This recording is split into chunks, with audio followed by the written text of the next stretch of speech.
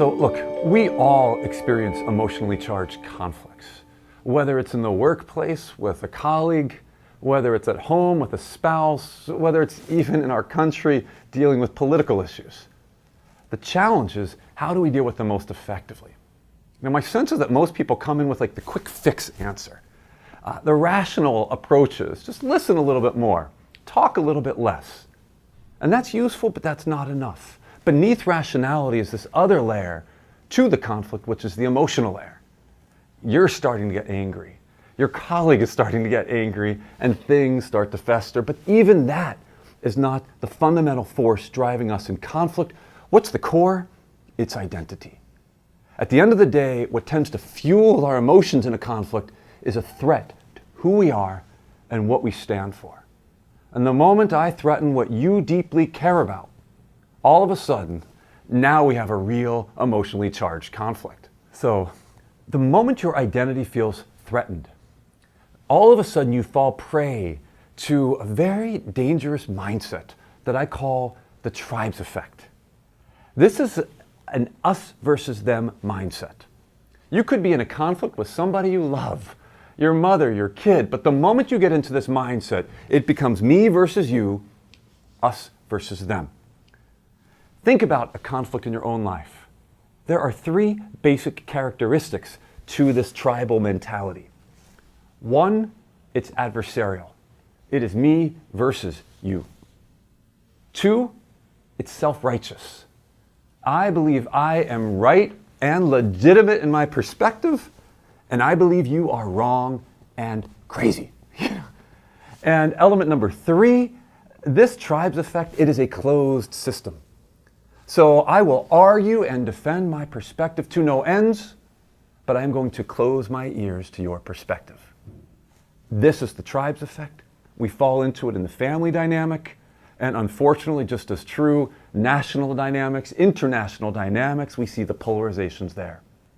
Once you attach to a tribe, something strange happens.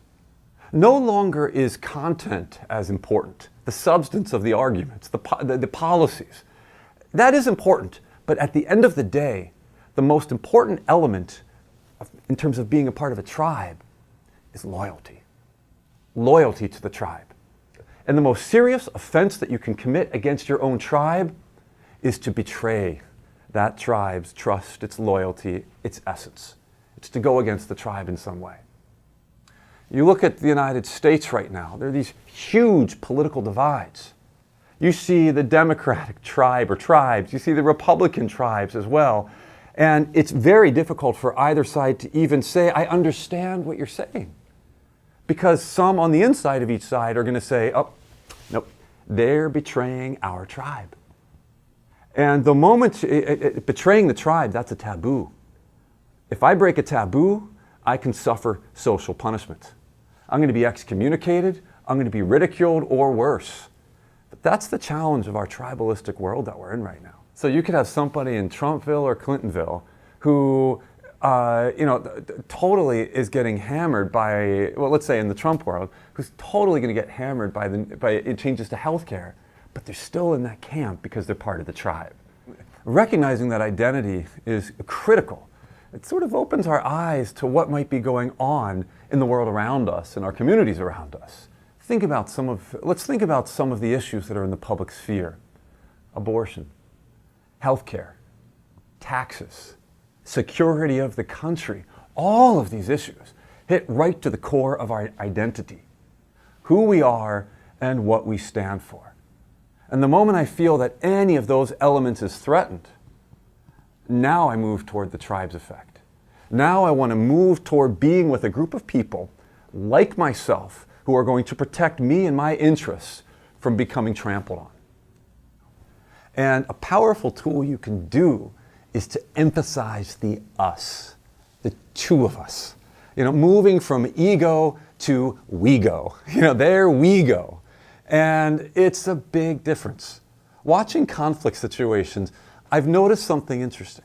At first people are battling it out, my perspective versus yours, and all of the energy is moving toward my ego and my perspective versus your ego and your perspective.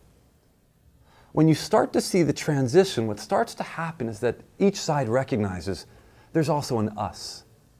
There's me and there's you, but there's also the space between us that we are creating together.